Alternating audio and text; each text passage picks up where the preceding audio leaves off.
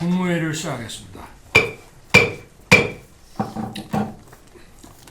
국무위원 여러분, 국정의 최우선은 첫째도 민생, 둘째도 민생, 셋째도 민생입니다.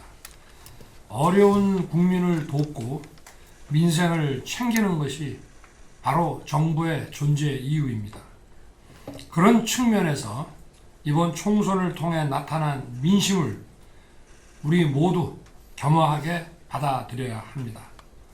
더 낮은 자세와 유연한 태도로 보다 많이 소통하고 저부터 민심을 경청하겠습니다.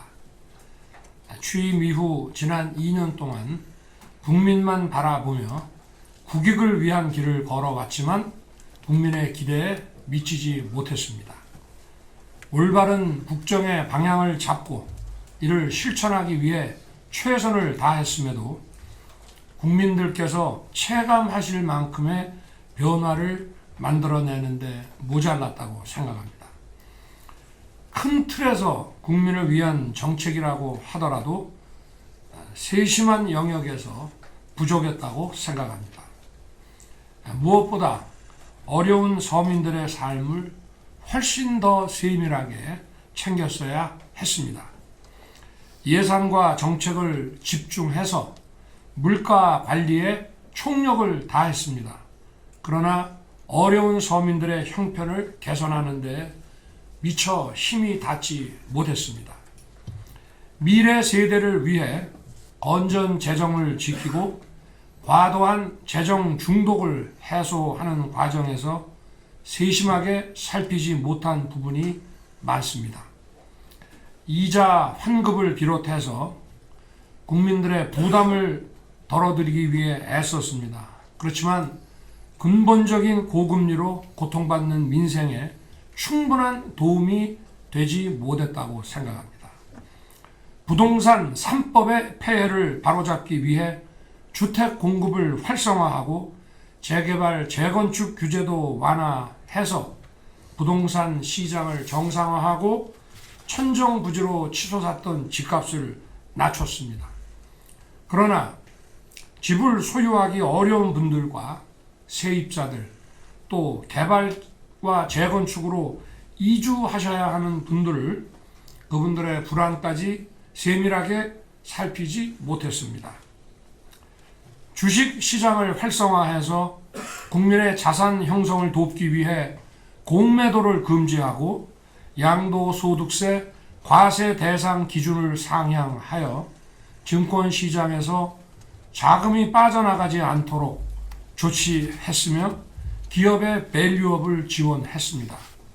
그러나 주식시장에 접근하기도 어려운 서민들의 삶에 대한 배려가 미흡했습니다. 또한 정책의 속도를 높이기 위해 최선을 다했습니다만 정책과 현장의 시차를 극복하는 데 부족함이 많았다고 생각합니다. 대외 의존도가 높은 우리 경제의 어려움을 풀기 위해 수출 드라이브와 건전 재정, 민간 주도 성장을 지속적으로 추진했고 실제 수출이 되살아나면서 경제가 다시 일어서고 있습니다. 하지만 이러한 경제 회생의 온기를 모든 국민에게 골고루 확산시키는 데까지는 정부의 노력이 부족했습니다. 탈원전으로 망가진 원전 생태계를 살리고 반도체를 비롯한 첨단 산업을 육성해서 산업 경쟁력을 높였습니다만 이러한 회생의 활력이 중소기업, 소상공인, 많은 근로자들에게까지 온전히 전달되는 데는 미흡했습니다. 우리 청년들의 꿈과 희망을 키우기 위해 국가 장학금을 대폭 확대하고 청년들의 자산 형성과 내 집 마련 지원도 엄청나게 늘리기는 했습니다. 그러나 아직 많은 청년들이 변화를 체감하지 못하고 미래를 걱정하는 현실을 무겁게 받아들입니다. 아울러 우리 정부는 사교육 카르텔을 혁파해서 학생들에게 공정한 기회를 제공하고 대학 경쟁력을 강화하는 데 많은 노력을 기울여 왔습니다. 또한 늘봄 학교 정책을 통해 국가 돌봄 체계를 실현하는 데에도 정성을 다했습니다. 하지만 아직 현장의 문제를 다 해결하기에는 보완해야 될 부분이 많습니다. 결국 아무리 국정의 방향이 옳고 좋은 정책을 수없이 추진한다 해도 국민들께서 실제 변화를 느끼지 못한다면 정부의 역할을 다하지 못한 것입니다. 무분별한 현금 지원과 포퓰리즘은 나라의 미래를 망치는 것입니다. 경제적 포퓰리즘은 정치적 집단주의와 전체주의와 상통하는 것입니다. 그래서 이것은 우리 미래에 비추어 보면 마약과 같은 것입니다. 그러나 현재 국민들이 겪는 어려움을 더 세심하게 살피는 것이 바로 정부의 임무이고 민심을 챙기는 것이라고 생각합니다. 특히 한계선상에 계신 어려운 분들의 삶을 한 분 한 분 더 잘 챙겨야 할 것입니다. 국민 여러분께 더 가까이 민생 속으로 더 깊숙이 들어가서 현장의 어려움을 듣고 국민의 삶을 더 적극적으로 챙기겠습니다. 실질적으로 국민들께 도움이 되는 정책들을 더 속도감 있게 펼치면서 국민과 함께하는 민생 토론회를 통해 부족한 부분들을 채워 넣겠습니다. 정책과 현장의 시차를 좁힐 수 있도록 현장의 수요를 더 정확히 파악해서 맞춤형 정책 추진에 힘을 쏟겠습니다. 국민들의 정책 수요를 통해서 국정 과제를 잡아서 저희들이 부처 벽 허물기로 일을 해왔습니다마는 국민들의 수요가 매우 다양하다는 점을 저희가 인정하고 다양한 국민들의 수요에 대한 이 맞춤형 정책 추진을 해야 될 것입니다. 아울러서 대한민국의 미래를 위한 구조개혁은 멈출 수 없습니다. 노동, 교육, 연금 3대 개혁과 의료 개혁을 계속 추진하되 합리적 의견은 더 챙기고 귀 기울이겠습니다. 정부가 할 수 있는 일에 책임을 다하면서 국회와도 긴밀하게 더욱 협력해야 할 것입니다. 민생 안정을 위해 필요한 예산과 법안은 국회에 잘 설명하고 더 많이 소통해야 합니다.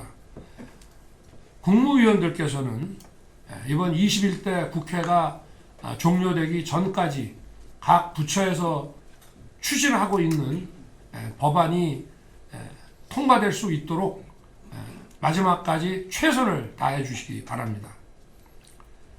국민께서 바라시는 변화가 무엇인지, 어떤 것이 국민과 나라를 위한 길인지 더 깊이 고민하고 살피겠습니다. 민생을 위한 것이라면 어떠한 일도 마다하지 않을 것입니다. 국민의 목소리에 더 귀 기울이고 민생의 어려움을 해결하기 위해 우리 모두 몇 배로 더 각고의 노력을 합시다. 국무위원 여러분께서도 민생 안정을 위해 공직사회에 일하는 분위기를 잡아주기 바랍니다.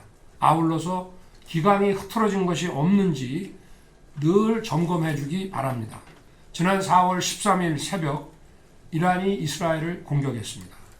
작년 10월 발발한 이스라엘 하마스 사태가 중동 전체로 번지는 양상입니다. 우리 정부는 관련국들과 긴밀히 공조하면서 경제 안보 긴급 비상 대비 시스템을 가동하고 있습니다. 중동에서 벌어지고 있는 무력 사태는 먼 곳에서 일어난 남의 일이 아닙니다. 호르무즈 해협은 전 세계 석유 교역량의 4분의 1, LNG 가스 교역량의 5분의 1이 지나는 핵심 에너지 수송로입니다.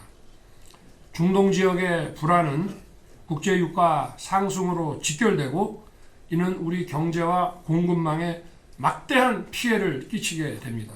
특히 우리나라에서 사용하는 석유의 60%가 호르무즈 해협을 통해 수송되고 있고 우리나라의 중동산 원유 의존도는 72%에 달하고 있습니다.